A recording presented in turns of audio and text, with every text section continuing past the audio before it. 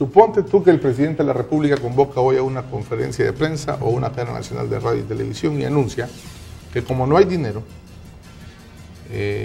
va a partir del mes 1 de junio, que cumple 3 años de mandato y le quedan 2, el gobierno va a retirar el subsidio al agua, a la energía eléctrica, al pasaje del autobús y al gas.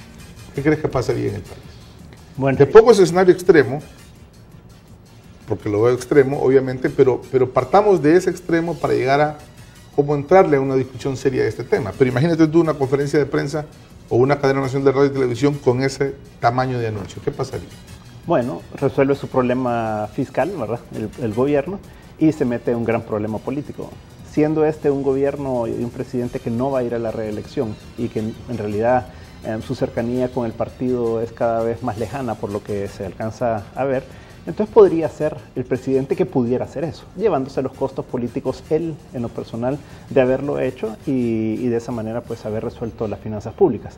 Ahora, desde el punto de vista político de los que sí van a ir a elecciones, pues esto puede ser un desastre político realmente y puede ser algo que tenga un impacto muy serio en la votación de 2014.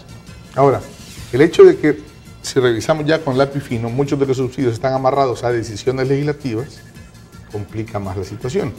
Porque, por ejemplo, el presidente aparece el fin de semana pasado diciendo tenemos que recortar el subsidio al transporte. Pero la Asamblea tiene que hacer un decreto. Y ni el FMLN, por lo que vi, ni Arena, ni el CN estaban dispuestos a sumar votos para modificar ese formato de compensación. Yo creo que tal vez, Jorge, aquí sí podemos entrar a la parte de solución. El problema es que no puedes entrarle de esa manera a resolver estos problemas, sino que tenés que buscarle soluciones técnicas que sean viables y no solo en el corto plazo, sino sobre todo en el mediano y largo plazo. Entonces, por ejemplo, el problema del transporte público.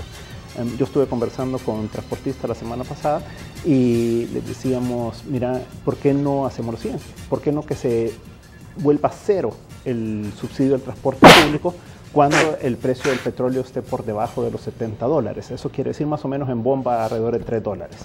Y que cuando llegue a $120 el precio del petróleo, si es que llega, más o menos ahí por los 5 y algo dólares el precio de bomba, entonces a partir de ahí se puede comenzar a subir un poco la tarifa eléctrica, la tarifa del pasaje. Ahora, en medio, ahí que sea variable cuánto se le da, porque lo que ha ocurrido es que el precio de los 80, probablemente de los $800 por cada bus, eso implica más o menos un precio de $110 a $120 el precio del barril. Ahora estamos a 90. Eso implicaría que hoy tal vez les tendrían que dar $600. Entonces, si ya se hace variable en base al precio internacional del petróleo, te puedes ahorrar sin hacer nada. Y ellos están de acuerdo. Lo otro también es que se puede ir sustituyendo este subsidio y entonces decir, bueno, lo vamos a dar por un plazo de 3 años más, por decir algo, ¿no?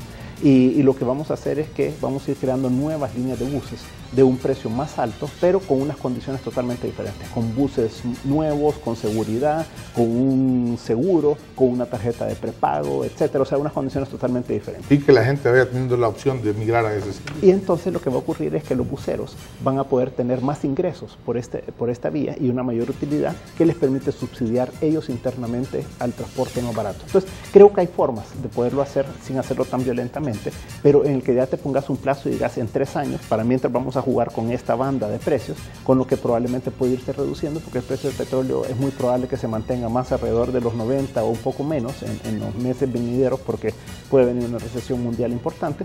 Entonces yo creo que esa puede ser una solución, por ejemplo, en ese. Y te doy un ejemplo más, en el caso del gas. En el caso del gas ya tenés mapeado todo. Te pagaste 165 millones el año pasado, podés bajarlo a unos 80 millones sin ningún problema, porque ahí ya sabes a dónde está la grasa, dónde está la cantidad de gente que no debería de tenerlo. Entonces ya es el momento de reducir eso. Entonces yo creo que ya tenés los mecanismos para, por ejemplo, esos dos, poderle entrar de lleno y después podemos hablar de eso.